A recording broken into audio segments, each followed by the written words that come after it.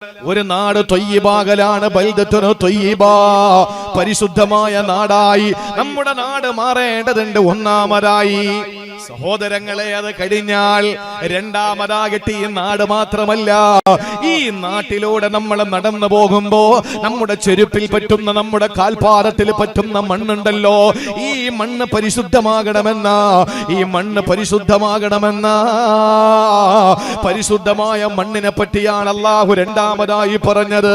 എവിടെയാണല്ല പറഞ്ഞതെന്നറിയോ? അതേ സൂറത്തുൽ മാഇദയില് അല്ലാഹു പറയുകയാണ്, ഫലം തജിദൂ മാഅൻ ഫതയമ്മമൂ സഈദൻ ത്വയ്യിബാ, നിങ്ങൾ പരിശുദ്ധമായ മണ്ണ് കൊണ്ട് വെള്ളം കിട്ടിയില്ലെങ്കിൽ നിങ്ങൾ തയമ്മം ചെയ്യുക. ഫംസഹൂ ബിവുജൂഹികും വഅയ്ദീകും മിൻഹു, നിങ്ങളുടെ മുഖവും നിങ്ങളുടെ രണ്ട് കൈകളും തടകുക മണ്ണ് ഉപയോഗിച്ചുകൊണ്ട്. പ്രിയപ്പെട്ട സഹോദരങ്ങളെ, മനസ്സിലാക്കണേ, രണ്ടാമത് അല്ലാഹു ത്വയ്യിബത്ത് എന്ന് പറഞ്ഞതാ നാടിനെ പറ്റിയല്ല, നാടിലെ മണ്ണിനെ പറ്റിയാ. ഇവിടത്തെ മണ്ണ് പരിശുദ്ധമാകണം, ത്വയ്യിബത്താകണം, എന്നാലേ നമ്മുടെ അമലുകൾ അല്ലാഹു കബൂൽ ചെയ്യുകയുള്ളൂ. ഇവിടത്തെ മണ്ണ് എങ്ങനത്തെ മണ്ണാകണം സഹോദരാ? തയമ്മം ചെയ്യേണ്ടി വന്നാ തയമ്മം ചെയ്യാൻ പറ്റുന്ന മണ്ണാകണം. അതുകൊണ്ടാണ് കാരുണ്യത്തിന്റെ പ്രവാചകൻ പറഞ്ഞത്, എനിക്ക് ഭൂമി മുഴുവനും നമസ്കാര സ്ഥലമാക്കി തന്നു അല്ലാ. എനിക്ക് ഭൂമിയിൽ എവിടെ വേണോ നമസ്കരിക്കാൻ പള്ളി തന്നെ വേണമെന്നില്ല, എനിക്ക് പള്ളിയിൽ തന്നെ നമസ്കരിക്കണമെന്നില്ല. അത് നമ്മൾ വ്യക്തമായി 2 കൊല്ലം കൊണ്ട് കണ്ടില്ലേ സഹോദരങ്ങളെ? നമ്മൾ പള്ളിയിലെല്ലാരും നിസ്കരിച്ചിട്ടില്ല, പക്ഷേ കഴിഞ്ഞു പോയ 2 വർഷത്തെ നമ്മുടെ ഇബാദത്തുകൾ മുഴുവനും വീട്ടിലായിരുന്നല്ലോ. എന്നാൽ പ്രിയപ്പെട്ട സഹോദരങ്ങളെ, ലോകത്ത് എവിടെ പോയാലും നമുക്ക് നമസ്കരിക്കാം. ഫ്ലൈറ്റിൽ യാത്ര ചെയ്യുന്നവന് നമസ്കരിക്കാം, കപ്പലിൽ യാത്ര ചെയ്യുന്നവന് നമസ്കരിക്കാം, ട്രെയിനിൽ യാത്ര ചെയ്യുന്നവന് നമസ്കരിക്കാം. എവിടെയാണോ യാത്ര ചെയ്യുന്നത് അവനെല്ലാം നമസ്കരിക്കാം. പടച്ചതമ്പുരാ ഭൂമി പള്ളിയാക്കി കൊടുത്തിരിക്കുകയാ. അത് ഈ ഉമ്മത്തിന് അല്ലാഹു തന്ന സൗഭാഗ്യമാണ്. പിന്നെ റസൂലുള്ള പറഞ്ഞതെന്താണ്? മണ്ണ് എനിക്ക് വെള്ളത്തിന് പകരമാക്കി തന്നു അല്ലാ. സഹോദരങ്ങളെ, നിങ്ങൾക്ക് കയ്യിലോ കാലിലോ മുഖത്തോ ഒരു മുറിവുണ്ടെന്നിരിക്കട്ടെ, അതല്ലെങ്കിൽ വെള്ളം ഉപയോഗിക്കാൻ കഴിയാത്ത അവസ്ഥയിൽ നിങ്ങൾക്ക് പനി പിടിച്ചെന്നിരിക്കട്ടെ, അല്ലെങ്കിൽ ഈ നാട്ടിലെ വെള്ളം തീർന്നു പോകുന്നൊരവസ്ഥ വരട്ടെ, പള്ളിയിലെ ബാങ്ക് വിളിക്കുമ്പോ എങ്ങനെയാ നമസ്കരിക്കുക? എങ്ങനെയാണ് നമസ്കരിക്കാൻ കഴിയുക? എന്റെ സഹോദരങ്ങളെ, നമസ്കാരത്തിന് വേണ്ടി നമ്മൾ ചെയ്യേണ്ടത് എന്താണ്? വെള്ളമില്ലാത്തത് കൊണ്ട് നിസ്കാരം ഉപേക്ഷിക്കലല്ല. പിന്നെയോ ഇവിടെ നിന്ന് മണ്ണെടുത്ത് ആ മണ്ണിലടിച്ചിട്ട് തയമ്മം ചെയ്ത് നിസ്കരിക്കാ. പരിശുദ്ധമായ മണ്ണാകണം നമ്മുടെ മണ്ണ്. അതാണ് അല്ലാഹു പറഞ്ഞത്, ഫതയമ്മമൂ സഈദൻ ത്വയ്യിബാ. നമ്മുടെ നാട്ടിലെ മണ്ണ് സഈദായ തയ്യിബത്തായ മണ്ണാകണമെന്ന. ഒരു നാട് ത്വയ്യിബായ പോരാ, ആ നാട്ടിലെ മണ്ണും ത്വയ്യിബത്താകണമെന്നാണ് സഹോദരങ്ങളെ. അതുകൊണ്ട് ഉദ്ദേശിക്കുന്നത്, ഇത് പടച്ചവൻ നമുക്ക് തന്ന ഫളിലാണ് തയമ്മും എന്ന് പറയുന്നത്. ഒരു യുദ്ധം കഴിഞ്ഞ് സഹാബാക്കൾ നബിയും പ്രിയപ്പെട്ട നബിയും സഹാബത്തെ കടന്നു വരികയാ. ഓരോ യാത്രയിലും നബി തങ്ങൾ ഓരോ ഭാര്യമാരെ കൊണ്ടുപോകും. അവരിൽ ആരെയാണോ നറുക്ക് വീഴുന്നത്, നറുക്കിട്ടിട്ട് ആരുടെ പേരാണോ നറുക്കിൽ വീഴുന്നത്, ആ വീഴുന്ന പേരുള്ള പെണ്ണിനെ, ഭാര്യയെ, ഉമ്മഹാത്തുൽ മുഅ്മിനീൻ അല്ലാഹുവിന്റെ റസൂൽ യാത്രയിൽ കൊണ്ടുപോകുമായിരുന്നു. സഹോദരങ്ങളെ, ഒരു യാത്ര കഴിഞ്ഞ് വരുമ്പോഴാണ് തനിക്ക് തന്റെ അസുമ എന്ന് പറയുന്ന സഹോദരിയിൽ നിന്ന് വാങ്ങിയ മാല, ആ മാല കളഞ്ഞു പോയത് ആയിഷ ബീവിയുടെ കഴുത്തിൽ കിടന്ന മാല. ഏതൊരു പെണ്ണും പുറത്തു പോകുമ്പോഴും മാല ഇടാറുണ്ടല്ലോ. സ്വർണം എന്ന് പറയുന്നവർക്ക് സ്വർഗം തന്നെയാണ്. ആ പെണ്ണിന്റെ ഒരു വീക്ക്നെസ് ആണ്, പെണ്ണിന്റെ ഒരു ദൗർബല്യമാണ് സ്വർണമെങ്കിൽ. പ്രിയപ്പെട്ട സഹോദരങ്ങളെ, ആയിഷ റളിയല്ലാഹു അൻഹയുടെ കയ്യിൽ സ്വർണമില്ല. ചോദിച്ചു, അസുമായിനോട് ചോദിച്ചു, അസുമ എന്ന് പറയുന്നത് ആയിഷയുടെ ഉമ്മയുടെ മോളല്ല, ആയിഷയുടെ ഉപ്പ അബൂബക്കറിന്റെ മോളാണ്, മറ്റൊരു ഭാര്യയിലുള്ള മോളാണ്. അസുമായിൽ നിന്ന് ഒരു മാല കടം വാങ്ങിയിട്ട് കൊണ്ടുപോവുകയാണ്. എങ്ങനത്തെ മാലയെന്നറിയോ? ഇന്ന് നമ്മുടെ തള്ളവിരലിന്റെ വലിപ്പമുള്ള മാലയല്ല, കൈപ്പറ്റിയുടെ വലിപ്പമുള്ള മാലയല്ല. ആ മാലയുടെ മുൻഭാഗത്ത് മാത്രമേ സ്വർണമുള്ളൂ. അതിന്റെ അതിന്റെ പുറകുവശത്തെ ചരടാണ്, തുണിയിനാലുള്ള നൂലിനാലുള്ള ചരടാണ്. അത്രയും സ്വർണത്തിന്റെ കമ്മി ഉണ്ടായിട്ട് ജീവിച്ച പ്രിയപ്പെട്ട ഭാര്യ, സഹോദരങ്ങളെ, പ്രിയപ്പെട്ട ഭാര്യ തന്റെ സഹോദരിയിൽ നിന്ന് കടം വാങ്ങിയിട്ട്, അസുമ എന്ന പ്രിയപ്പെട്ടവരിൽ നിന്ന് കടം വാങ്ങിയിട്ട് ആ മാല ധരിച്ചുകൊണ്ട് പോകുമ്പോ തിരികെ വരുന്ന സമയത്താണ് അവർക്ക് പ്രത്യേകമായ പ്രാഥമിക ആവശ്യം നിർവഹിക്കേണ്ടി വന്നത്. ആ സമയത്ത് ആയിഷ ബീവി അവിടെ പോയി. തിരികെ വന്നപ്പോ മാല കാണാനില്ല. ചരിത്രം വിശാലമാണ്. അങ്ങനെയാണ് സഹോദരങ്ങളെ സൂറത്തുൻ നൂർ ഇറങ്ങാനുള്ള കാരണം അവിടെയാണ്. വ്യഭിചാരോപണം നടത്തി, അല്ലാഹുവിന്റെ ഹബീബിന്റെ പ്രിയപ്പെട്ട ഭാര്യയെ പറ്റിയിട്ട് വ്യഭിചാരോപണം നടത്തി. അവസാനം നിരപരാധിയാണെന്ന് തെളിഞ്ഞപ്പോ പ്രിയപ്പെട്ടവരെ രണ്ടാം കൊല്ലത്തെ യാത്ര വന്നു. ആ യാത്രയിലും ആയിഷയുടെ പേര് തന്നെ വീണു. ആയിഷ റളിയല്ലാഹു തആല അൻഹ. വീണ്ടും എന്റെ പ്രിയ സഹോദരങ്ങളെ, ആയിഷ റളിയല്ലാഹു അൻഹ നബി തങ്ങൾ അനുഗമിച്ച് തിരികെ വരുമ്പോ പ്രിയപ്പെട്ടവരെ സംഭവിച്ചത് ഇതുപോലെ തന്നെ. ആയിഷ ബീവി കാരണം അവർക്ക് യാത്ര മുടങ്ങേണ്ടി വന്നു. എന്തോ കാരണത്തിന്റെ പേരിൽ യാത്ര മുടങ്ങിയപ്പോ അന്ന് രാത്രി അവിടെ തങ്ങാമെന്ന് പറഞ്ഞു. പക്ഷേ യാത്രക്കാര് തങ്ങിയ ആ പ്രദേശത്ത് വെള്ളമില്ല നാടാണ്. അന്ന് കൊടും വെയിലാണ്, മഴയില്ല. സഹോദരങ്ങളെ, കുടിക്കാൻ വെള്ളം കുറച്ച് കയ്യിലുണ്ട്. പക്ഷേ നേരം വെളുക്കുമ്പോൾ എങ്ങനെയാണ് സുബഹി നമസ്കരിക്കുക? നേരം വെളുക്കുമ്പോ എങ്ങനെയാണ് മലമൂത്ര വിസർജനം ചെയ്തിട്ട് ശൗചം ചെയ്യുക? ആ സമയത്ത് എല്ലാവരും വിഷമിച്ചു. ആളുകൾ ഓടിച്ചെന്ന് അബൂബക്കർ സിദ്ദീഖിനോട് പറഞ്ഞു, സിദ്ദീഖേ, നിന്റെ മോള് വല്ലാത്ത കാര്യം തന്നെയാണ്. ഇപ്പോഴും നമ്മളെ ഇടങ്ങേറാക്കുകയാണല്ലോ. ഇവിടെ വെള്ളമില്ലാത്ത നാട്ടിൽ താമസിക്കേണ്ടി വന്നല്ലോ. ഈ രാത്രി തന്നെ യാത്ര ചെയ്തിരുന്നെങ്കിൽ ഏതെങ്കിലും വെള്ളമുള്ള പ്രദേശത്തെത്തുമായിരുന്നല്ലോ. ഇവിടെ നമ്മൾ തങ്ങേണ്ടി വന്നത്, യാത്ര ചെയ്ത് ഇവിടെ തങ്ങേണ്ടി വന്നത് ആയിഷ ബീവി കാരണമാണ്. അബൂബക്കറെ, വല്ലാത്ത കഷ്ടമാണെന്ന് പറഞ്ഞ് വാപ്പയല്ലേ മഹാനായ പ്രവാചകന്റെ അടുക്കൽ ചെന്ന് സഹാബത്തിന് പറയാൻ പറ്റോ? ഭർത്താവിനോട് പരിഭവം പറയാൻ പറ്റോ? ഇല്ല. അതുകൊണ്ട് ഉപ്പാനോട് പരാതി പറഞ്ഞു ചെന്ന് അബൂബക്കർ സിദ്ദീഖ് റളിയല്ലാഹു തആല അൻഹു എന്ത് ചെയ്തെന്നറിയോ? എന്റെ ആയിഷ ഇങ്ങനെ ജനങ്ങളെ വീർപ്പ് മുട്ടിക്കുകയാണല്ലോ, ജനങ്ങളെ ഇടങ്ങേറാക്കുകയാണല്ലോ. രണ്ട് കൊടുക്കണമെന്ന നീയത്തോടെ കടന്നു ചെല്ലുമ്പോ കാരുണ്യത്തിന്റെ പ്രവാചകനിതാ ആയിഷയുടെ മടിയിൽ കിടക്കുകയാ. ആയിഷ റളിയല്ലാഹു അൻഹയുടെ മടിത്തട്ടിൽ റസൂലുള്ളാഹിന്റെ റിസാലത്തിന്റെ ശിരസ് ചേർത്ത് വെച്ച് കിടക്കുകയാ. ആ സമയത്ത് അബൂബക്കർ സിദ്ദീഖ് തങ്ങൾക്ക് ഒന്നും ചെയ്യാൻ വയ്യ, ഒന്നും ചെയ്യാൻ പറ്റുന്നില്ല. കാരണം നബി തങ്ങൾ ഉണർന്നാലോ, നബി തങ്ങൾ മടിയിൽ തല വെച്ച് കിടക്കുകയല്ലേ. എന്നാലും ആയിഷ ബീവിയുടെ അടുക്കൽ ചെന്നിട്ട് അബൂബക്കർ സിദ്ദീഖ് റളിയല്ലാഹു തആല അൻഹു എന്ന പിതാവ് എന്ത് ചെയ്തെന്നറിയോ? എന്തിനാ നീ നാട്ടുകാരെ ഇടങ്ങേറാക്കിയത്? നീ കാരണമല്ലേ, നിന്റെ അശ്രദ്ധ കാരണമല്ലേ യാത്ര മുടങ്ങിയത്? ഇവിടെ വെള്ളമില്ലാത്ത ഏരിയയാണ്. എങ്ങനെ നാളെ സുബഹി നമസ്കരിക്കും? വല്ലാത്ത വിഷമമാണ് എന്ന് പറഞ്ഞിട്ട് ആയിഷയുടെ തോളിൽ ഒരു കുത്തു വെച്ച് കൊടുത്തു. ആയിഷ ബീവി പറഞ്ഞത് എന്തെന്നറിയോ? എനിക്ക് നന്നായിട്ട് വേദനിച്ചു, പക്ഷേ എഴുന്നേറ്റ് ശരീരം മുഴുവൻ തടകണമെന്ന് എനിക്ക് ആഗ്രഹം തോന്നി. അങ്ങനെ ഒരു ടെൻഡൻസി എനിക്കുണ്ടായി. പക്ഷേ എന്റെ ഹബീബ് ഉറങ്ങുകയല്ലേ, എന്റെ പ്രവാചകന്റെ ഉറക്കം നഷ്ടപ്പെടരുതെന്ന് ചിന്തിച്ചുകൊണ്ട് ഞാൻ കടിച്ചിറക്കിയ വേദന. എന്റെ വാപ്പ എന്നെ തല്ലിയത് എനിക്ക് വല്ലാത്ത വേദന വന്നു. ആ സന്ദർഭത്തിൽ ആയിഷ റളിയല്ലാഹു തആല കരഞ്ഞു. പക്ഷേ കണ്ണുനീര് റസൂലുള്ളാഹിന്റെ മുഖത്ത് വീഴാൻ അനുവദിച്ചില്ല. സഹോദരങ്ങളെ, നേരം വെളുത്തെഴുന്നേക്കുമ്പോ വെള്ളമില്ലാത്ത മണ്ണിലതാ മുത്തുനബിയുടെ നെറ്റിത്തടം വിയർക്കുകയാ, മുത്തുനബിയുടെ നെറ്റിത്തടം വിയർക്കുകയാ. ആയത്തിറങ്ങി. എന്താ ആയത്തെന്നറിയോ? നിങ്ങളൊരു നാട്ടിലെത്തിയാൽ, നിങ്ങൾ യാത്രക്കാരാണെങ്കിൽ, അല്ലെങ്കിൽ നിങ്ങളെ ഭാര്യമാരെ സ്പർശിച്ചാൽ, അല്ലെങ്കിൽ നിങ്ങളെ പ്രാഥമിക ആവശ്യങ്ങൾ നിർവഹിച്ചാൽ, അല്ലെങ്കിൽ നിങ്ങൾക്ക് വെള്ളം തൊടാൻ പറ്റാത്തൊരു ഗതി വന്നു കഴിഞ്ഞാൽ, നിങ്ങൾക്ക് വെള്ളം നിങ്ങൾ എത്തിച്ചില്ലെങ്കിൽ പരിശുദ്ധമായ മണ്ണെടുത്തിട്ട് നിങ്ങൾ തയമ്മം ചെയ്യണേ. ഈ ആയത്തിറങ്ങുമ്പോ ആയിഷ റളിയല്ലാഹു അൻഹ ആഹ്ലാദിക്കുകയാ. സഹാബാക്കൾ അബൂബക്കർ തങ്ങളുടെ മുന്നിൽ വന്നിട്ട് പറഞ്ഞു, അല്ലയോ സിദ്ദീഖേ, ഞങ്ങളെ കുറ്റം പറഞ്ഞതൊക്കെ ശരിയാണ്. പക്ഷേ ആയിഷ എന്ന നിങ്ങളുടെ പ്രിയപ്പെട്ട പൊന്നുമോളെ കാരണത്താൽ അല്ലാഹു ഞങ്ങൾക്ക് അനുഗ്രഹം ചൊരിഞ്ഞിരിക്കുകയാ.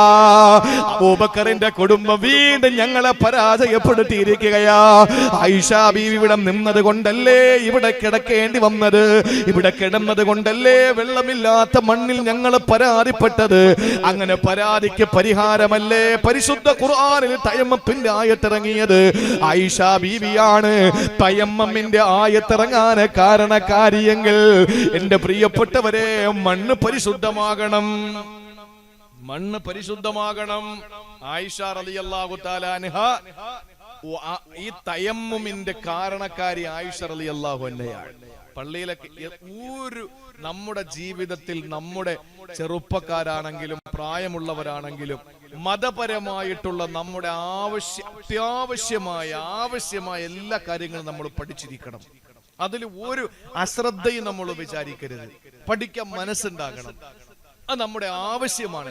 ഇന്ന് പള്ളികളിൽ നിങ്ങൾ നോക്ക്, കയ്യിൽ ബാൻഡേജ് ഇട്ടിട്ട് ആളുകൾ വരുന്നുണ്ട്, ബാൻഡേജ് ഒട്ടിച്ചു കൊണ്ടുവരുന്നുണ്ട് ആളുകൾ. എങ്ങനെ ഒതു ശരിയാകും? അവർക്കറിയില്ല അത്രയും ഭാഗത്ത് വെള്ളം ചേർന്നില്ല എങ്കിൽ തന്റെ നിസ്കാരം സഹിയായിട്ടില്ല എന്ന്. ഇവിടെ ഹനഫി മദ്ഹബ അല്ലല്ലോ, ഷാഫി എന്നല്ലോ.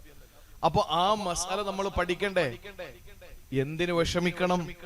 നമുക്ക് ഏതെങ്കിലും ഒരു ഭാഗം കഴുകാൻ കഴിഞ്ഞില്ല എങ്കിൽ, അല്ലെങ്കിൽ വെള്ളമില്ലാത്ത ഒരു ഭാഗത്ത് നമ്മൾ എത്തപ്പെട്ടു പോയാൽ, അല്ലെങ്കിൽ നമുക്ക് വെള്ളം തൊട്ടുകൂടാ എന്ന് ഏതെങ്കിലും നിപുണന്മാരായ ഡോക്ടർമാര് നമുക്ക് വിധി എഴുതിയാൽ, അള്ളാഹു നമുക്ക് പരിഹാരം തന്നത് വേണ്ട, പച്ച മണ്ണിൽ അടിച്ചിട്ട് നിങ്ങൾ തയമ്മം ചെയ്തിട്ട് നമസ്കരിക്കുക. കാരണം അള്ളാഹുവിന്റെ ഫളില്, പടച്ചവന്റെ ഔദാര്യം. നമ്മുടെ നാട്ടിലെ മണ്ണും ത്വയ്യിബത്താകണം, പരിശുദ്ധമായ മണ്ണാണ് എടുക്കേണ്ടത്. അപ്പൊ നമ്മുടെ നാട്ടിലെ മണ്ണ് പരിശുദ്ധമാകണ്ടേ? നമ്മൾ കഴിക്കുന്ന ഭക്ഷണം മാത്രമാണോ? അല്ല, നമ്മുടെ നാട്ടിലെ മണ്ണ് പോലും പരിശുദ്ധമാകണം. നമ്മുടെ നാട്ടിലെ മണ്ണ് പോലും പരിശുദ്ധമാകണം. ഏതെങ്കിലും ഒരു വസ്തുവിൽ പട്ടി തൊട്ടാൽ, നായ തൊട്ടാൽ, ശ്വാനം തൊട്ടാൽ നമ്മൾ എന്താ ചെയ്യേണ്ടത്? 7 വെള്ളം എന്ന് പറഞ്ഞാൽ 7 പ്രാവശ്യം നമ്മൾ കഴുകണം. അതിൽ കൃത്യമായി 1 പ്രാവശ്യം മണ്ണ് കലർത്തിയ വെള്ളം കൊണ്ടായിരിക്കണം. മണ്ണിന് അതിനുള്ള കഴിവുണ്ട് എന്ന് ഇന്ന് ശാസ്ത്രം തെളിയിച്ചിരിക്കുകയാണ്. അപ്പോ രണ്ടാമതായിട്ട് നമ്മൾ കഴിക്കുന്ന ഭക്ഷണം മാത്രമല്ല, നമ്മുടെ നാട് മാത്രമല്ല, നമ്മുടെ മണ്ണും പരിശുദ്ധമായിരിക്കണം. നമ്മുടെ മണ്ണും പരിശുദ്ധമായിരിക്കണം. തീരുന്നില്ല. അപ്പൊ നാടായി, മണ്ണായി. ഇനി എന്താ വേണ്ടത്? ഇനി നമ്മളാകുന്ന വ്യക്തി, ആ വ്യക്തിയുടെ നന്മ, ആ വ്യക്തിയുടെ പരിശുദ്ധിക്ക് അപ്പുറത്ത് നാം പറഞ്ഞു വന്ന നാടിന്റെ പരിശുദ്ധിയാണ്, ആ നാട്ടിലെ മണ്ണിന്റെ പരിശുദ്ധിയാണ്. എന്റെ പ്രിയപ്പെട്ട സഹോദരങ്ങളെ, ഇനി നമ്മുടെ വീട്ടിന്റെ മുറ്റത്ത് നിൽക്കുന്ന വൃക്ഷങ്ങളും ത്വയ്യിബത്താകണം. വീട്ടിന്റെ മുറ്റത്തേക്കുന്ന വൃക്ഷങ്ങൾ പോലും ത്വയ്യിബത്താകണം എന്ന് പറഞ്ഞാൽ അതിനകത്തെല്ലാണ്ട് കഞ്ചാവ് കൃഷി പറ്റൂല എന്നർത്ഥം. കഞ്ചാവ് കൃഷി പറ്റൂല. നമ്മുടെ വീടിന്റെ മുറ്റത്ത് നിൽക്കുന്ന വൃക്ഷങ്ങൾ പോലും പരിശുദ്ധമായിരിക്കണം. ലഹരി ഉൽപ്പാദിപ്പിക്കപ്പെടുന്ന വൃക്ഷങ്ങളാകാൻ പാടില്ല, സസ്യങ്ങളാകാൻ പാടില്ല. ഇത് ഇസ്ലാമിന്റെ നിയമമാണ്. കഴിക്കുന്ന ഭക്ഷണത്തിലാണോ നമ്മൾ ആ ഹറാമും ഹലാലും മാത്രം കാണുന്നത്? അല്ല. നമ്മുടെ വീട്ടുമുറ്റത്ത് നിൽക്കുന്ന വൃക്ഷത്തിൽ പോലും നമ്മൾ അത് ത്വയ്യിബത്താകണം, പരിശുദ്ധമാകണമെന്നാണ്. അതുകൊണ്ടാണ് വിശുദ്ധമായ ഖുർആൻ സൂറത്ത് ഇബ്രാഹിമിൽ അല്ലാഹ് പരിചയപ്പെടുത്തുകയാണ്. ഒരു വിശ്വാസിയുടെ ഉദാഹരണം അല്ലാഹ് പറയുമ്പോൾ അത് എങ്ങനെയാണ് പറഞ്ഞതെന്നറിയോ? അലം തറ കൈഫ ലറബല്ലാഹു മസലൻ, അലം തറ കൈഫ ലറബല്ലാഹു മസലൻ കലിമതൻ ത്വയ്യിബാ കശദറത്തിൻ ത്വയ്യിബാ. അല്ലാഹു പരിചയപ്പെടുത്തുന്നത്, സഹോദരങ്ങളെ, ഒരു മനുഷ്യന്റെ ഏറ്റവും നല്ല ഉദാഹരണം പറയാൻ അല്ലാഹു മനുഷ്യന്റെ ഉപമ പറഞ്ഞത് പരിശുദ്ധമായ വൃക്ഷത്തോടാണ്. പരിശുദ്ധമായ വൃക്ഷത്തോട് മനുഷ്യനെ ഉപമിച്ചിരിക്കുകയാണ് അല്ലാഹു തആല. ألم تر كيف ضرب الله مثلا كلمة طيبة كشجرة طيبة أصلها ثابت وفرعها في السماء تؤتي أكلها كل حين بإذن ربها. സൂറത്ത് ഇബ്രാഹിമിൽ അല്ലാഹു പരിചയപ്പെടുത്തുകയാണ്. ഒരു മുസ്ലിമിന്റെ ഉദാഹരണം അല്ലാഹു പറഞ്ഞത് എന്തിനെ പറഞ്ഞുകൊണ്ടാണെന്നറിയോ? ഒരു മുസൽമാന്റെ ഉദാഹരണത്തെ പറയാൻ അല്ലാഹു തആല ആ വീടിനെ ഉദാഹരിച്ചില്ല, ആ നാട്ടിലെ പള്ളിയെ ഉദാഹരിച്ചില്ല. അള്ളാഹു പറഞ്ഞത് എന്താണ്? കശദറത്തിന് ത്വയ്യിബാ, കശദറത്തിന് ത്വയ്യിബാ, ഒരു പരിശുദ്ധമായ വൃക്ഷമാണത്രേ. അള്ളാഹു പരിശുദ്ധമായ വൃക്ഷമെന്ന് പരിചയപ്പെടുത്തുന്നു. ഏതാണ് പരിശുദ്ധമായ വൃക്ഷം? അത് മുഅ്മിനാണ്. എന്നിട്ട് അള്ളാഹു പറഞ്ഞത് അസ്ലുഹാ സാബിത്തുൻ, അതിന്റെ വേരുകൾ, അടിവേരുകൾ, തായ്വേരുകൾ ഉറച്ചതാണ്. വഫർഉഹാ ഫിസ്സമാ, അതിന്റെ ശിഖരങ്ങൾ ഇങ്ങനെ മാനമുട്ട ഉയർന്നു നിൽക്കുകയാണ്. തൂതീഉ കുലഹാ കുല്ലഹീനിൻ ബിഇദ്നി റബ്ബിഹാ, പടച്ചവന്റെ കൽപ്പനയനുസരിച്ച് അതിന്റെ ഫലം എല്ലാ പ്രാവശ്യവും അല്ലാഹുവിന്റെ അടിമകൾക്ക് കൊടുത്തുകൊണ്ടിരിക്കുകയാ. കർഷകന് അതിന്റെ ഫലം എല്ലായ്പ്പോഴും കിട്ടിക്കൊണ്ടിരിക്കുകയാണ്. ചിന്തിക്കണേ സഹോദരങ്ങളെ, ഈ ഉദാഹരണം ആരെ പറ്റിയാണല്ല പറഞ്ഞതെന്നറിയോ? ചിന്തിക്കുക. ശജറത്തിന് തയ്യിബ, പരിശുദ്ധ വൃക്ഷമെന്ന് പറഞ്ഞാൽ അത് ഞാനാണ്, അത് നിങ്ങൾ ഓരോരുത്തരുമാണ്. എന്തേ അല്ലാഹു ഉദാഹരിച്ചതെന്നറിയോ? അസ്ലുഹാ സാബിത്തുൻ എന്ന് പറഞ്ഞാൽ അടിവേര് തായ്വേര് ഭൂമിയിൽ ഉറച്ചിരിക്കുന്നു എന്ന് പറഞ്ഞാൽ ഹൃദയത്തിലെ വിശുദ്ധമായ കലിമ ഉറച്ചു എന്നാണ്. വഫർഉഹാ ഫിസ്സമാ, അതിന്റെ ശിഖരങ്ങൾ ആകാശമുട്ട ഉയർന്നു നിൽക്കുന്നു എന്ന് പറഞ്ഞാൽ സഹോദരങ്ങളെ, അമലുകൾ എങ്ങനെ കയറി പോകണമെന്ന, അമലുകൾ എങ്ങനെ കയറി ആകാശത്തിലേക്ക് പോകണമെന്ന, ഓരോ ദിവസവും നമ്മുടെ അമലുകൾ എങ്ങനെ വാനലോകത്തേക്ക് കയറി പോകണമെന്നാണ്. എന്നിട്ട് അല്ലാഹു പറഞ്ഞത് എന്താണ്? തൂതീഉ കുലഹാ കുല്ലഹീനിൻ ബിഇദ്നി റബ്ബിഹാ,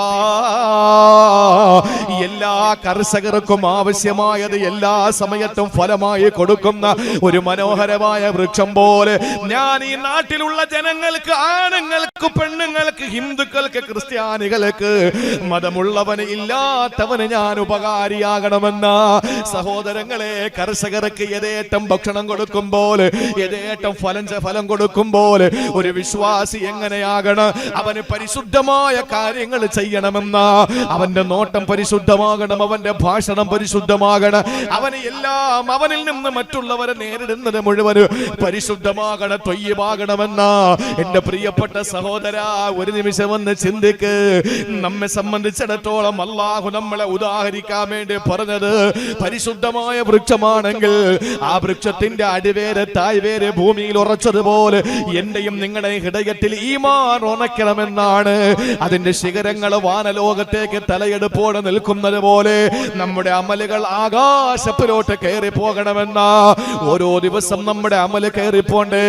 വ്യാഴാഴ്ചയും തിങ്കളാഴ്ചയും അമലുകൾ കയറി പോകുന്ന, ആ അമലുകൾ ആകാശത്തിലേക്ക് ഉയർന്നു പോകുന്ന ദിവസമാണത്രേ പ്രിയപ്പെട്ടവരെ. അതുകൊണ്ട് തന്നെ വ്യാഴാഴ്ച അമലുകൾ ഉയർത്തപ്പെടുമ്പോ അന്ന് നോമ്പ് സുന്നത്താക്കി, ആഴ്ചയിൽ ഒരു ദിവസം വ്യാഴാഴ്ച അമലുകൾ കയറി പോകുന്നു. ഓരോ ദിവസവും സുബഹിന് ശേഷവും അസറിന് ശേഷവും അമലുകൾ ഉയർത്തപ്പെടുകയാണ്. അസറിന് ശേഷം സുബഹിക്ക് ശേഷവും അമലുകൾ ഉയർത്തപ്പെടുന്നു. അതുകൊണ്ടാണ് സുബഹിക്കും ആ മഗ്രിബിന്റെ സമയത്തും അസറിന്റെ സമയത്ത് സുബഹിന്റെ സമയത്തും ഈ രണ്ട് വഖത്ത് നമസ്കാരത്തില് ജമാഅത്ത് നഷ്ടപ്പെടുത്താൻ പാടില്ല. സുബഹിയും അസറും എന്താ കാര്യം എന്നറിയോ? നമ്മുടെ പള്ളിയില് ഈ സുബഹിക്കും അസറിനും നമ്മൾ കാണാത്ത അള്ളാഹുവിന്റെ മാലാകന്മാരുടെ സാന്നിധ്യമുണ്ട്. രണ്ട് വഖത്ത്. എന്താ കാര്യം? മഗ്രിബിനും ഇശാക്കും ഒക്കെ ഉണ്ടാവും, പക്ഷെ അസറിനും സുബഹിക്കും വരുന്ന മലക്കുകൾ വേറെ സ്വഭാവക്കാരായ മലക്കുകളാ. രണ്ട് ഷിഫ്റ്റാണ്. ഇന്നിപ്പോ നമ്മളാണല്ലോ 8 മണിക്കൂർ ജോലി, 8 മണിക്കൂർ ജോലി. രാവിലെ 4 മണിക്ക് കയറിയാൽ വൈകുന്നേരം ഉച്ചക്ക് ഇറങ്ങാം അല്ലെ? 8 മണിക്ക് കയറിയാൽ വൈകുന്നേരം 4 മണിക്ക് ഇറങ്ങാം. 4 മണിക്ക് കയറിയാൽ പിറ്റേന്ന് രാവിലെ ഇറങ്ങാം. ഷിഫ്റ്റ് ആയിട്ട് നമ്മളിപ്പോ ജോലിക്കാരെ നിയമിക്കാറുണ്ട് ഓഫീസുകളിൽ.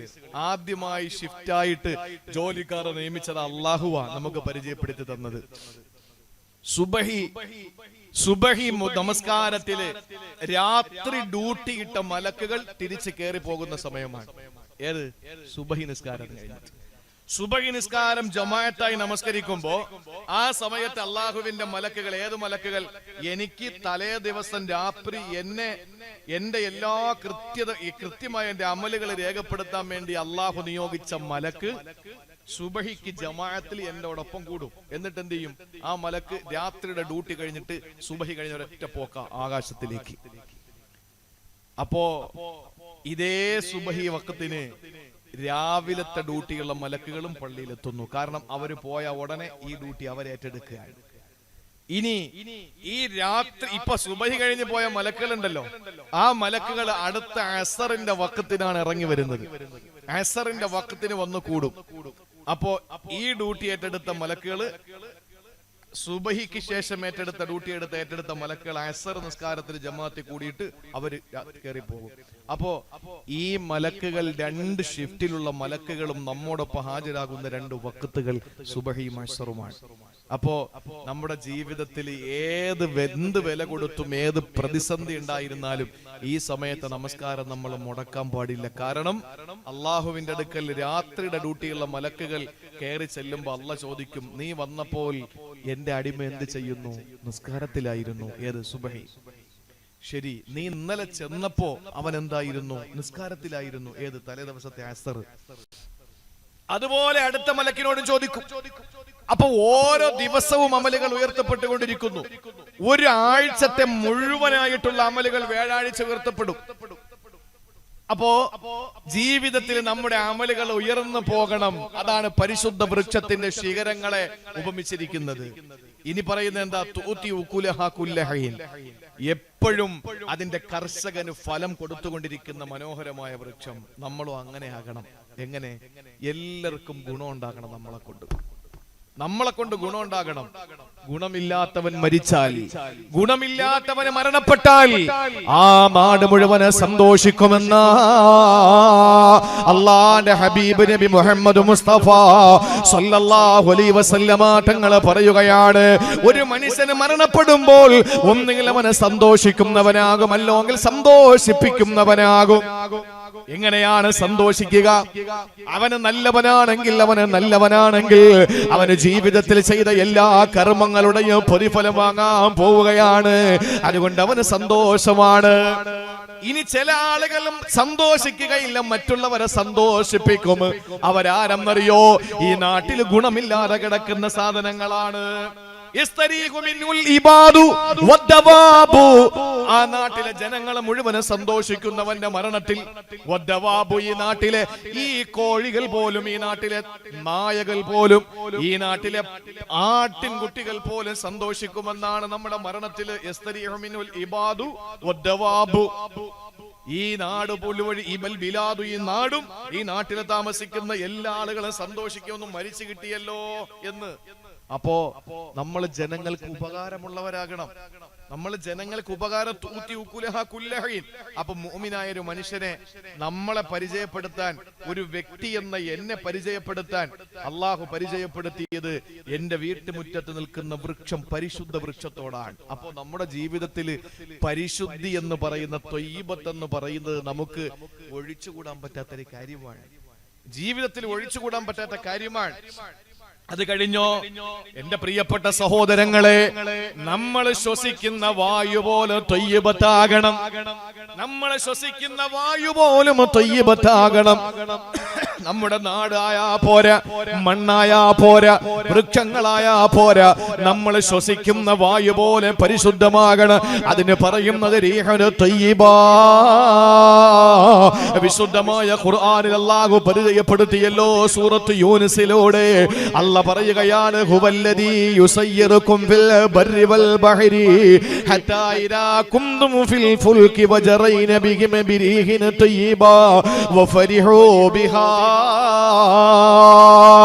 സഹോദരങ്ങളെ, കപ്പലിൽ യാത്ര ചെയ്യുന്നവരെ പറ്റി അല്ലാഹു പരിചയപ്പെടുത്തുകയാ.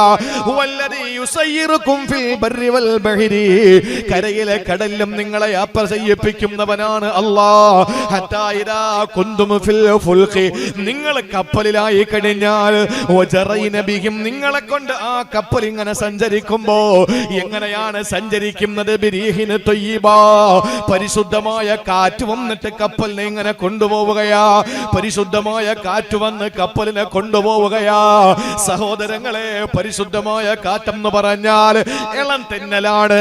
ആ ഇളം തെന്നൽ വന്ന് ആ കപ്പലിനെ കൊണ്ടുപോകുമ്പോ സഹോദരാ ഫരിഹൂ ബിഹാ, അതിനകത്തുള്ള ആളുകളൊക്കെ സന്തോഷിക്കുകയാണ്. എന്തുകൊണ്ടെന്നറിയോ? യാതൊരു അപകടവുമില്ലാതെ കപ്പൽ സുസജ്ജമായി മുന്നോട്ട് പോവുകയാ. അതിന്റെ ചാനലിലൂടെ, സമുദ്രത്തിന്റെ സാഗരത്തിന്റെ ചാനലിലൂടെ അതിങ്ങനെ മുന്നോട്ട് ഗമിക്കുമ്പോ സഹോദരങ്ങൾ സഹോദരങ്ങളെ, മനോഹരമായ യാത്ര ചെയ്യാൻ ലക്ഷക്കണക്കിന് ആയിരക്കണക്കിന് യാത്രക്കാരെയും എത്രയോ ടണ്ണ് ഭാരം വഹിച്ചുകൊണ്ട് കപ്പൽ ഇങ്ങനെ യാത്ര ചെയ്യുമ്പോൾ തൊട്ടുടനെ അല്ല പറയുന്നത് അവര് സന്തോഷം അതിക്രമിച്ചു പോയി. അവരുടെ സന്തോഷം അതിര് വിട്ടുപോകുമ്പോ അവസാനം സംഭവിക്കുന്നത് എന്തെന്നറിയോ? അവസാനം സംഭവിക്കുന്നത് ഒരു കൊടുങ്കാറ്റ് വന്ന കപ്പലിനെ തകർത്ത് കളയുകയാണ്. ഒരു കൊടുങ്കാറ്റ് വന്ന് കപ്പലിനെ തകർത്ത് കളയുകയാണ്. സഹോദരങ്ങളെ, അവിടെ കൊണ്ടുപോകുന്ന കാറ്റിനെ ഇളം തെന്നലിനെ പരിചയപ്പെടുത്തിയത് റീഹനു തയ്യിബ എന്ന പരിശുദ്ധമായ കാറ്റെന്ന് പറഞ്ഞുകൊണ്ടാ. നമ്മുടെ ചുറ്റും അടിച്ചു വീശുന്ന കാറ്റ് കൊടുങ്കാറ്റായാ പോരാ, അടിച്ചു വീശുന്ന കാറ്റ് ഓക്കിയായാ പോരാ. സഹോദരങ്ങളെ, ഒരിക്കലും കൊടുങ്കാറ്റായ നമ്മുടെ ജീവിതത്തിന്റെ അവസ്ഥ തന്നെ താളം തെറ്റിപ്പോകും. നമ്മുടെ ജീവിതത്തിൽ കൊള്ളേണ്ട കാറ്റ് പരിശുദ്ധമായ കാറ്റാ. അന്തരീക്ഷം പോലും തയ്യിബത്താകണമെന്നാണ്. കഴിക്കുന്ന ഭക്ഷണത്തിൽ മാത്രമല്ല മുസ്ലിമേ, നമ്മുടെ ശരീരത്തിൽ കൊള്ളുന്ന കാറ്റ് പോലും പരിശുദ്ധമാകണമെന്നാണ്. ഇത് വിശുദ്ധമായ ഖുർആനിന്റെ സമീപനമാണ്. ഒരു മുസ്ലിമിന്റെ സമീപനമാണെങ്കിൽ കേട്ടോ, പരിശുദ്ധമായ കാറ്റടിച്ച് വീശുന്ന നാട്ടില്, പരിശുദ്ധമായ മണ്ണുള്ള നാട്ടില്, പരിശുദ്ധമായ വ്യക്തിത്വമുള്ള ഞാനും നിങ്ങൾ നല്ല ഒരു ഭവനമുണ്ടാക്കുമല്ലോ. നമ്മൾ എല്ലാവരും ആഗ്രഹിക്കുന്നത് ഒരു വീടാണല്ലോ. ആ വീട് എങ്ങനത്തെ വീടാകണം? മസാകിനു ത്വയ്യിബ, അതും പരിശുദ്ധമായ മസ്കനാകണമെന്ന അവിടെയും അല്ലാഹു പരിചയപ്പെടുത്തിയത് ത്വയ്യിബത്തായ മസ്കനം എന്നാണ്. സൂറത്തു തൗബയിൽ നമുക്ക് കാണാം, അല്ലാഹു പറയുന്നുണ്ട്, വഅദല്ലാഹുൽ മുഅ്മിനീന വൽ മുഅ്മിനാതി ജന്നാതി തജ്രി മിൻ തഹ്തിഹൽ അൻഹാർ خالدين فيها ومساكن طيبة في جنات عدن. അല്ലാഹുവിന്റെ വിശുദ്ധമായ ഖുർആനിലെ സൂറത്തു തൗബയിലൂടെ അല്ലാഹു പരിചയപ്പെടുത്തുകയാണ്, വഅദല്ലാഹുൽ മുഅ്മിനീന വൽ മുഅ്മിനാ, എന്നെ മുന്നിരിക്കുന്ന മുഅ്മിനീങ്ങളെ, നിങ്ങളെ വൽ മുഅ്മിനാത്ത്, എന്നെ കേൾക്കുന്ന എന്റെ പ്രിയപ്പെട്ട സഹോദരിമാരാകുന്ന മുഅ്മിനത്തുകളായ വിശ്വാസിനികളായ ഒരു സമൂഹത്തിന് അല്ലാഹു കൊടുക്കുന്നത് എന്തെന്നറിയോ?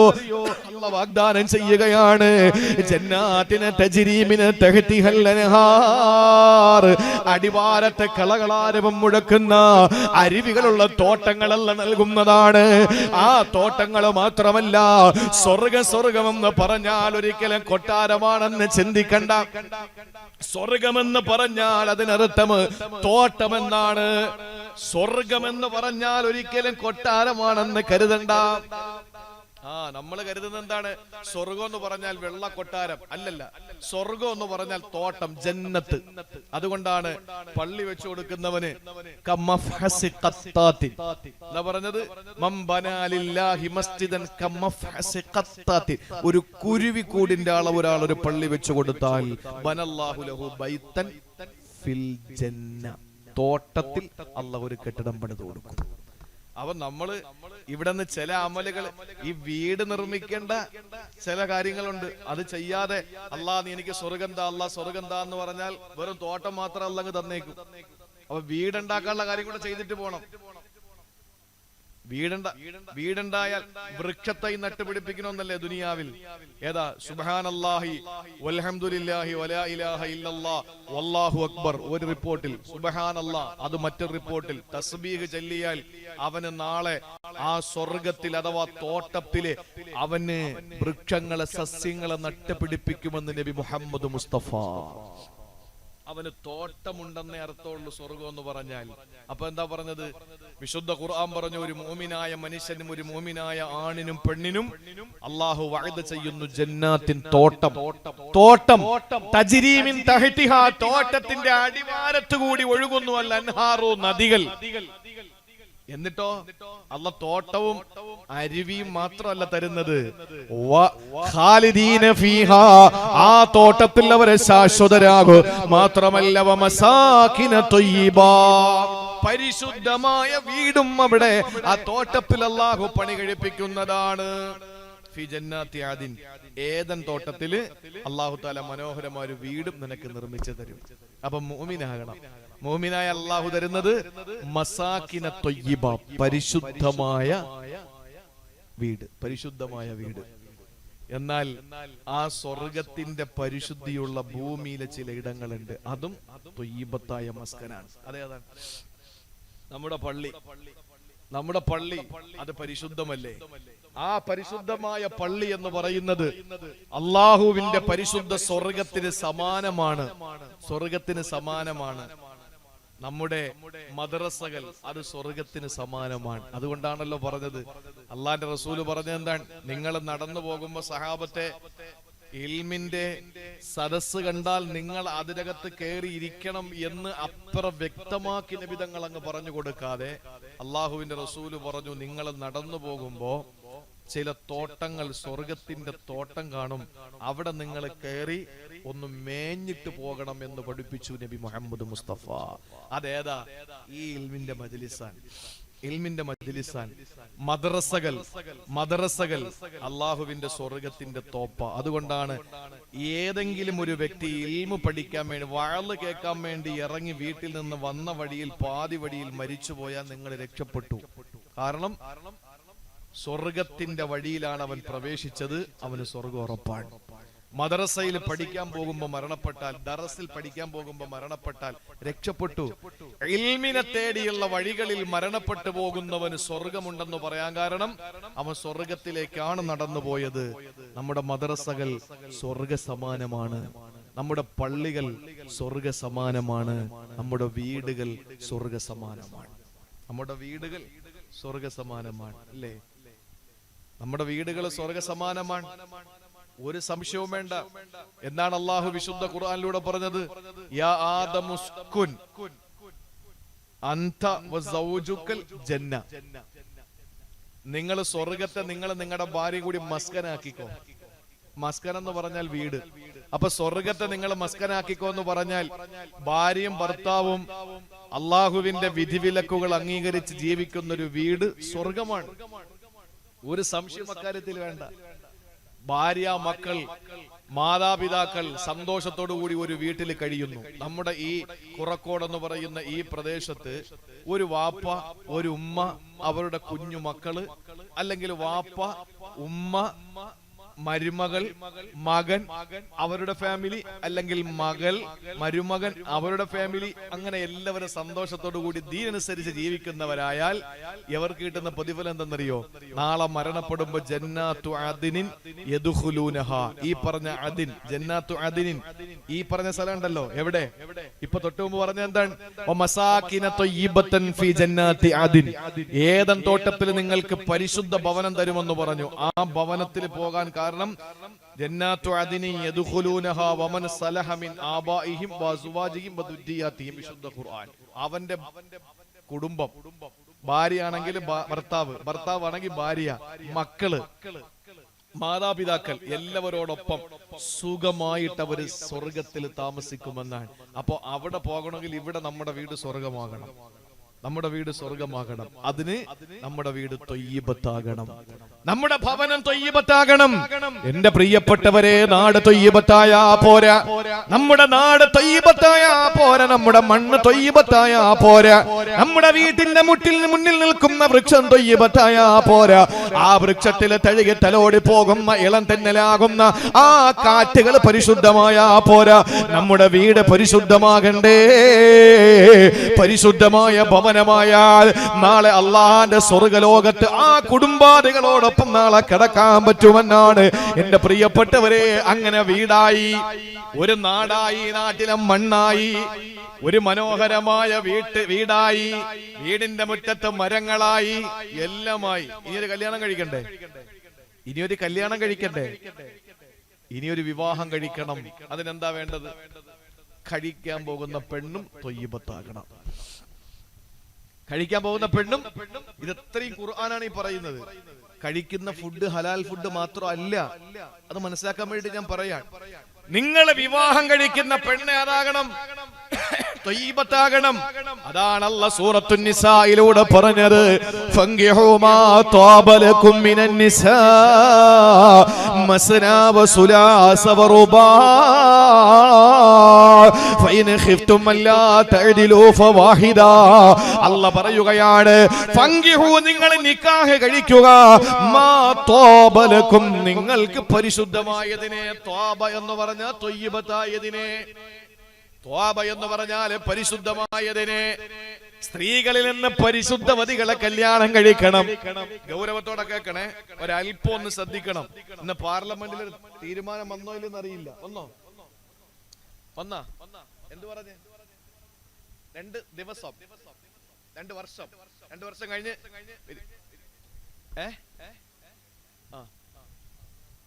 ആസൂത്രണം ചെയ്യും. 2 വർഷം കഴിഞ്ഞിട്ട് ആ നിയമം പ്രാബല്യത്തിൽ വരൂ എന്ന് പറയുന്നു. രക്ഷപ്പെട്ടു. എന്താ കാര്യം എന്നറിയോ? പ്രസിഡന്റ് ഒപ്പിടണമെങ്കിൽ 2 വർഷം കഴിയണം. ഒരു നിമിഷം നിങ്ങളൊന്ന് ആലോചിച്ച് നോക്കിയേ, ഈ സമുദായം എത്ര വേദനിച്ചെന്നറിയോ? ഈ സമുദായത്തിന് 18 വയസ്സുള്ളപ്പോ കെട്ടിച്ചു വിട്ട് ബാധ്യത ഒഴിക്കണമെന്നുള്ളത് കൊണ്ടല്ല. 18 വയസ്സായി ഒരു പെണ്ണിന്റെ പ്രായത്തിന്റെ മനോഹാരിത എന്ന് പറയുന്നത് എത്ര വയസ്സാണ്? 17 to 18. അതാണ് എഴുത്തുകാരും ചിന്തകരും മുഴുവനും പറയുന്നത്. മധുര 21കാരി എന്ന് പറയില്ല, പറയുന്നത് എന്താണ്? മധുര 17 എന്ന് പറഞ്ഞ എന്താണ്? ആ പ്രായമാണ് നല്ല പ്രായം. പക്വതയില്ലെന്ന് ആര് പറഞ്ഞു? പക്വതയില്ലെന്ന് ആരാ പറഞ്ഞത്? ഇന്നത്തെ പെൺകുട്ടികൾക്ക് പക്വത വരുന്നത് 17ാമത്തെ വയസ്സിൽ. അവർക്ക് പക്വത വരില്ലേ? ആ പക്വത വരുന്ന ഒരു പെണ്ണിനെ വിവാഹം കഴിപ്പിച്ചയക്കുന്നതിനു വേണ്ടി തീരുമാനമെടുക്കുമ്പോൾ ആ തീരുമാനമെടുക്കുന്ന പ്രിയപ്പെട്ട വാപ്പ കഷ്ടപ്പെട്ട് തന്റെ പൊന്നുമോളെ നിക്കാഹ് കഴിപ്പിച്ച് അല്ലെങ്കിൽ ഒരു പ്രൊപ്പോസൽ വന്ന് അതിനു വേണ്ടി പണിയെടുത്ത് എൻഗേജ്മെന്റ് കഴിഞ്ഞാൽ എത്ര മാതാപിതാക്കൾ വിളിച്ചു പറഞ്ഞിട്ടുണ്ടെന്നറിയോ? ഒന്ന് നിക്കാഹ് കഴിച്ചെങ്കിലും വെക്കണം ഉസ്താദേ. അവർ തമ്മിൽ ഫോൺ വിളിയുണ്ട്, അവര് ഇടയ്ക്കൊക്കെ സ്കൂളിലും കോളേജിലും പോയി കാണുന്നുണ്ട്. അള്ളാഹു അറിയുന്ന രീതിയിൽ നമുക്കൂടെ അതിന് കാരണക്കാരായ നമുക്കൂടെ ശിക്ഷ കിട്ടൂലേ, അതുകൊണ്ട് നിക്കാഹ് കഴിപ്പിച്ചങ്ങ് വെക്കാം, കല്യാണം പിന്നെ നടത്താം എന്ന് പറഞ്ഞിട്ട് എത്ര മാതാപിതാക്കൾ നിക്കാഹ് കഴിപ്പിച്ചു വെക്കുന്നു. പെണ്ണുങ്ങൾ മോശക്കാരി ആയതുകൊണ്ടല്ല, മറിച്ച് വിവാഹ നിശ്ചയം കഴിഞ്ഞല്ലോ. അതുകൊണ്ട് ആ പെൺകുട്ടിയെ ഒന്ന് ഫോണിൽ വിളിച്ചിട്ട് അവളുടെ സുഖവിവരങ്ങൾ ചോദിക്കുന്ന പ്രതിശ്രുത വരൻ അവളെ വിളിക്കൽ നിഷിദ്ധമാണ്. അത് നമ്മൾ പഠിച്ചിട്ടുള്ളതാണ്. അതുകൊണ്ട് തന്നെ നിക്കാഹ് കഴിപ്പിച്ചു വെക്കുന്നു പല വീടുകളിലും. ഞാനൊന്ന് ചോദിച്ചോട്ടെ, ഈ 21 വയസ്സ് വേണോന്ന് പറയുമ്പോൾ എന്താ സംഭവിക്കുന്നതെന്നറിയോ? ഇവിടെ ഒരാൾ പ്രായപൂർത്തിയാകുന്ന പ്രായം 18ആണ്. വോട്ടർ പട്ടികയിൽ നമുക്ക് പേര് വരികയും വോട്ടവകാശം വരികയും ചെയ്തത് 18ാമത്തെ വയസ്സാണ് അല്ലേ? 21 അല്ലല്ലോ, 18 വയസ്സായ ഒരു, ഞാൻ വളരെ സിമ്പിൾ ആയിട്ട് പറഞ്ഞുതരാം. 21 വയസ്സ് വേണം വിവാഹത്തിന് എന്ന് പറയുന്നതിലുള്ള അതിന്റെ പിന്നിലുള്ള ഒരു അപ്രായോഗികത അതാണ് ഈ പറയാൻ പോകുന്നത്. എന്താണെന്നറിയോ? 18 വയസ്സായ ഒരു പെണ്ണ്, കൊറക്കോടുള്ള ഒരു പെണ്ണ്, 18 വയസ്സായ കൊറക്കോടുള്ള ഒരു ചെറുപ്പക്കാരൻ, രണ്ടുപേരും ഇവിടെ ഈ വഴിയരികിൽ നിന്നുകൊണ്ട് അവരുടെ ഇഷ്ടത്തിനൊത്ത് എന്ത് ചെയ്താലും നമുക്കൊന്നും പറയാൻ പറ്റില്ല. ഇനി നമ്മൾ കൊണ്ടൊന്ന് കേസ് കൊടുത്തെന്നിരിക്കട്ടെ, വാപ്പ കണ്ടിട്ട് കേസ് കൊടുത്തെന്നിരിക്കട്ടെ, കോടതിയിൽ വെളുപ്പിച്ചിട്ട് പെണ്ണിനോട് ചോദിക്കും, എന്തായി ചെയ്തത്? നിന്റെ ഇഷ്ടപ്രകാരം തന്നെയാണോ? അതെ, എന്റെ ഇഷ്ടപ്രകാരമാണ്. ശരി, പൊക്കോളൂ, ഇന്ത്യയുടെ നിയമം അതാ, നിങ്ങളെ വെറുതെ വിട്ടിരിക്കുന്നു, സ്വയം ഇഷ്ടപ്രകാരം ചെയ്തതല്ലേ, അതുകൊണ്ട് കുഴപ്പമില്ല. എന്നാൽ ആ വാപ്പ കരഞ്ഞുകൊണ്ട് വീട്ടിൽ വന്നു. ഇനി ഈ വാപ്പ 18 വയസ്സായ മകൾക്ക് ഒരു വിവാഹാലോചന ഉണ്ടാക്കി കഷ്ടപ്പെട്ട് ആരിൽ നിന്നൊക്കെയോ കടം വാങ്ങി 10 പവൻ ഉണ്ടാക്കിയിട്ട് ഈ മകളെ ഈ കുറക്കോട് പള്ളിക്കകത്ത് വെച്ച് കുറച്ച് ആളുകളെയൊക്കെ വിളിച്ചു കൂട്ടിയിട്ട് കുറച്ച് ഭക്ഷണം ഉണ്ടാക്കി കൊടുത്ത് പാവപ്പെട്ട ഉപ്പ ആ പൊന്നുമോളെ തനിക്ക് വേണ്ടി കണ്ടെത്തിയ പുതിയാപ്പയുടെ കൈ പിടിച്ചേൽപ്പിച്ചിട്ട് പൊന്നുപോലെ നോക്കണേ, പൊന്നുപോലെ നോക്കണേ, ഉസവ്വിജുക അലാമ അമറല്ലാഹു തആല ബിഹി മിൻ ഇംസാകിൻ ബിമഅറൂഫിൻ ഔ തസ്രീഹിൻ ബിഇഹ്സാൻ. നിനക്ക് പറ്റില്ല എന്ന് കണ്ടാൽ ഈ കൊടുത്ത ചോറൊക്കെ ഞാൻ സഹിച്ചോളാം, നീ അടിച്ചു പൊട്ടിക്കാതെ എന്റെ വീട്ടിൽ കൊണ്ടുവന്നാക്കണം എന്നതിന്റെ അർത്ഥം. അങ്ങനെ ഒരു പെണ്ണിന്റെ വാപ്പ പെണ്ണിനെ ഒരു പുതിയാപ്പയുടെ കയ്യിൽ പിടിച്ചേൽപ്പിക്കുന്നത് 18ാമത്തെ വയസ്സിലാണെങ്കിൽ പ്രസിഡന്റ് ഒപ്പുവെച്ചാൽ വാപ്പാകത്ത് പോകും. ഇതേ പെണ്ണ് വേറൊരു പുരുഷനുമായിട്ട് എവിടെയെങ്കിലും സല്ലപിക്കുന്നത് കണ്ടാൽ വാപ്പ പരാതി കൊടുത്താലും വാപ്പാക്കെതിരെ വല്ല പെണ്ണിനെതിരെ കേസ് ഉണ്ടാവൂല. കാരണം സ്വന്തം ഇഷ്ടപ്രകാരം എന്തുമാവുന്ന കാലമാണ്. നിങ്ങളൊന്ന് ആലോചിച്ച് നോക്കിയേ, ഇതിൽ എന്ത് യുക്തിയാണ്? അനുവദനീയമായ മാർഗത്തിൽ ഒരു പെണ്ണിനെ വിവാഹം കഴിപ്പിച്ചയക്കാനുള്ള സൗകര്യം നിഷേധിക്കപ്പെടുന്നു. അതേപോലെ ആ പെണ്ണിന് 18 വയസ്സായി കഴിഞ്ഞാൽ ആരുമായിട്ടും എന്തുമാകാൻ കഴിയുന്നു എന്നൊരവസ്ഥ എത്തപ്പെടുന്നു. അങ്ങനെ ഒരു രാജ്യത്തിന് നിയമമുണ്ടായാൽ ഒന്ന് ചിന്തിച്ചു നോക്കിയേ, അള്ളാഹു നമുക്ക് മനസ്സിലാക്കാനുള്ള തൗഫീക്ക് തരട്ടെ. അതുകൊണ്ട് എന്ത് വില കൊടുത്തും ആ വിഷയത്തിനെതിരെ, അല്ലാതെ മുസ്ലിം ഉമ്മത്തിനെ സംബന്ധിച്ചിടത്തോളം 21 വയസ്സ് വരെ നമ്മൾക്ക് നമ്മുടെ മക്കൾക്ക് ഭക്ഷണം കൊടുക്കുന്നതിന് തടസ്സമുണ്ടെന്നോ അല്ലെങ്കിൽ നമുക്കെതിരെ ബാധ്യതയാണെന്നോ ഉള്ളതിന്റെ പേരിലല്ല, മറിച്ച് ആ പ്രിയപ്പെട്ട പൊന്നുമോളെ അനുവദനീയമായ മാർഗത്തിൽ അവളെ ഒരു മനുഷ്യന്റെ കയ്യിൽ ഏൽപ്പിച്ചിട്ട് ആ ഒരു കടമ പൂർത്തീകരിച്ച് ആ പ്രിയപ്പെട്ട മകൾ നല്ലൊരു ജീവിതം കാണാനുള്ള ആഗ്രഹത്തിന്റെ പേരിലാണ്. അപ്പൊ നമ്മൾ വിവാഹം കഴിക്കാൻ വേണ്ടിയിട്ട് തിരഞ്ഞെടുക്കുന്ന പെണ്ണാരാകണം? ത്വയ്യിബത്താകണം. അതാണ് അല്ലാഹ് പറഞ്ഞത്, ത്വയ്യിബത്തായ നിലയിലുള്ള പെണ്ണുങ്ങളെ നീ വിവാഹം കഴിക്കണം. എങ്ങനെ? മസ്ന 2 എണ്ണം വേണോ? സുലാസ് 3 എണ്ണം വേണോ? റുബാ 4 എണ്ണം വേണോ? കെട്ടിക്കോ. നിങ്ങൾ ചെരുപ്പൊന്നും ഊരണ്ട പെണ്ണുങ്ങൾ ബാക്കി കൂടെ പറഞ്ഞോട്ടെ. 2 എണ്ണോ 3 എണ്ണോ 4 എണ്ണോ നിങ്ങൾക്ക് കെട്ടാം എന്ന് പറഞ്ഞാൽ നടന്ന് പെണ്ണ് കെട്ട് എന്നല്ല ഇതിന്റെ അർത്ഥം. ആ കാലഘട്ടത്തിൽ 10ഉം 200ഉം 400ഉം പെണ്ണിനെ കെട്ടുന്നവരോട് ഇസ്ലാം പഠിപ്പിച്ചു, നിങ്ങൾ അത്രയും കെട്ടരുത്, 1 കെട്ട്, വേണമെങ്കിൽ 2 എണ്ണം ആയിക്കോ, ഇനി അപ്പുറത്ത് വേണമെങ്കിൽ 3 എണ്ണം ആയിക്കോ, ഇനി അങ്ങേ അറ്റം വേണമെങ്കിൽ 4 എണ്ണം ആയിക്കോ, 5ാമതൊരു പെണ്ണിനെ നീ കെട്ടരുത്. ഈ 2, 3, 4 എന്ന് പറഞ്ഞത് നീതിയോടെ നിനക്ക് അവരെ നോക്കാൻ പറ്റുമെങ്കിലാണ്, ഇല്ലെങ്കിൽ ഫവാഹിദ, ഒരു പെണ്ണിൽ നീ സംതൃപ്തനാകണമെന്ന് ഖുർആൻ. എവിടെയാണ് ഇതിന്റെ അർത്ഥം? എവിടെയാണ് ഇതിൽ മോശമുള്ളത്? ഇസ്ലാം പറഞ്ഞത് 4 കെട്ട്. ഇന്നിപ്പോ ആളുകൾ പറയാ 4 കെട്ട അനുവാദം കൊടുക്കുന്നു, 4 കെട്ട അനുവാദം കൊടുക്കുന്നു. എടാ, ഒരു പെണ്ണ് കെട്ടുന്നതിലും അള്ളാഹു നിയമം വെച്ചു. എന്താ നിയമം എന്നറിയോ? ആഗ്രഹമുണ്ടോ പെണ്ണ് കെട്ടണോന്ന്? നിനക്ക് ആഗ്രഹമുണ്ട്. ആഗ്രഹം മാത്രം പോരാ, ആരോഗ്യമുണ്ടോ? ഉണ്ട്, ആരോഗ്യമുണ്ട്. അത് മാത്രം പോരാ, കയ്യിൽ പൈസ ഉണ്ടാ മഹർ കൊടുക്കാൻ? ഉണ്ട്. എന്നാണ് ഈ പോയി പെണ്ണ് കെട്ട്. അള്ളാഹുവേ, എനിക്ക് ആരോഗ്യമുണ്ട്, ആഗ്രഹമുണ്ട്, പക്ഷെ മഹർ കൊടുക്കാവുന്നില്ല എന്ന് നീ അധ്വാനിക്ക് പോയി പൈസ ഉണ്ടാക്കിയിട്ട് പെണ്ണ് കെട്ടിയാ മതി. ഇനി പൈസയൊക്കെ ഉണ്ട്, ആഗ്രഹമില്ല, പിന്നെ എന്തിനാ നീ പെണ്ണ് കെട്ടുന്നത്? ഇനി ആഗ്രഹമുണ്ട്, പൈസയുണ്ട്, പക്ഷേ ആഗ്രഹവും പൈസ ഒക്കെ എന്റെ കയ്യിലുണ്ട്, ആരോഗ്യമില്ല, എന്നാലും നീ പെണ്ണ് കെട്ടരുത്. എന്ത് വേണം? നിനക്ക് ഈ പറയുന്നതിൽ ഏതെങ്കിലും ഒന്നിൽ ഷർതൊക്കാതെ വന്നാൽ നീ മര്യാദയ്ക്ക് ആ പള്ളിക്കകത്ത് കയറി നോമ്പും പിടിച്ചിരിക്കണമെന്ന് നബി മുഹമ്മദ് മുസ്തഫ ഫഅലൈഹി ബിസ്സൗം. നീ നോമ്പ് പിടിച്ചുകൊണ്ട് നീ വീട്ടിനകത്ത് അടങ്ങി കഴിയണം. അത് നിനക്ക് നിന്റെ വികാരത്തിൽ നിന്ന് നിന്നെ മാറ്റിക്കളയുന്ന ഒരു പ്രക്രിയയാണ്.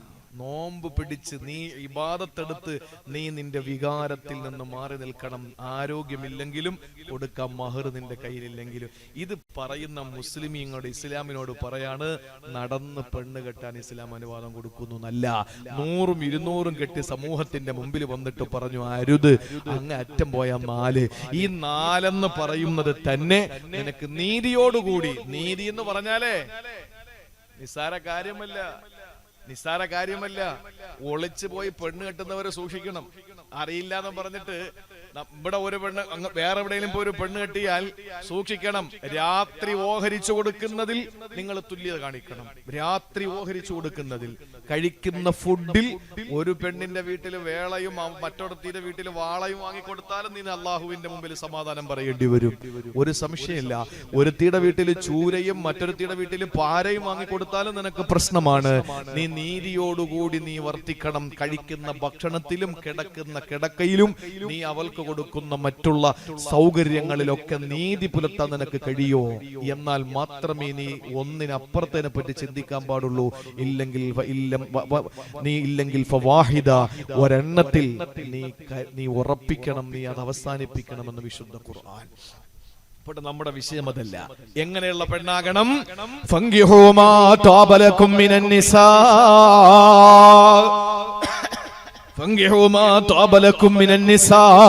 പെണ്ണുങ്ങളിൽ ത്വയ്യിബത്തായതിനെ നീ കല്യാണം കഴിക്കണമെന്ന വിശദീകരിക്കുന്നില്ല പ്രിയപ്പെട്ടവരെ.